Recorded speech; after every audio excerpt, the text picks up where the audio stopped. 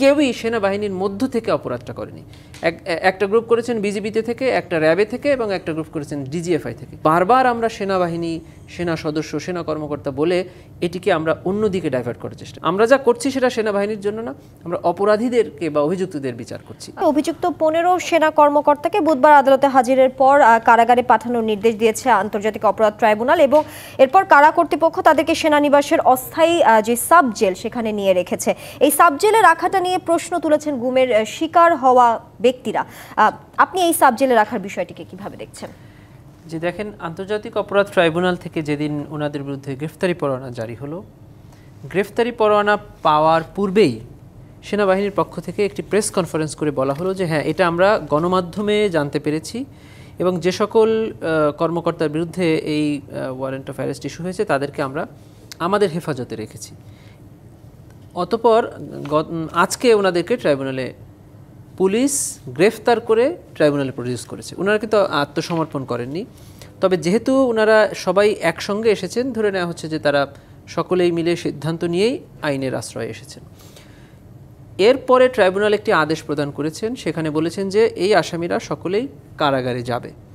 এই যে কারাগারে যাওয়ার আদেশ দেওয়ার দায়িত্বটা হলো ট্রাইব্যুনালের। এরপর ওনাদেরকে কারা কর্তৃপক্ষের হাতে হস্তান্তর করা হবে।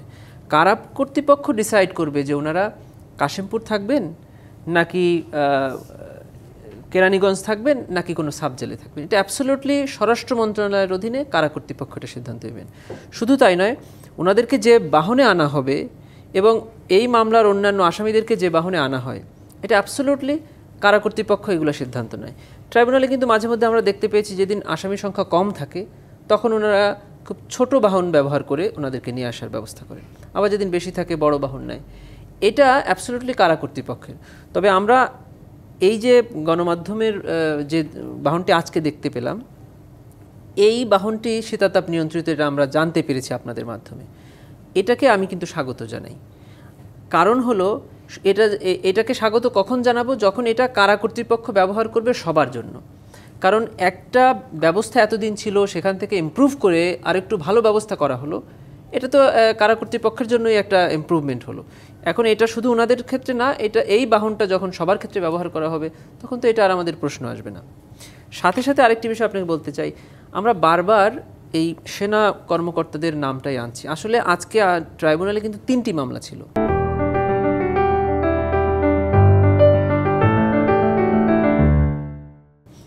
একটি হলো ডিজিএফআই এর অধীনে যে জেআইসি বন্দিশালা, সেখানে যাদেরকে নির্যাতন করা হয়েছে, গুম রাখা হয়েছে, সেই মামলায় 13 জন আসামি। সেখানে প্রধান আসামি কিন্তু সাবেক প্রধানমন্ত্রী শেখ হাসিনা, এরপরে brigadier general major general Tarek Siddiqui সহ আরও বেশ কিছু।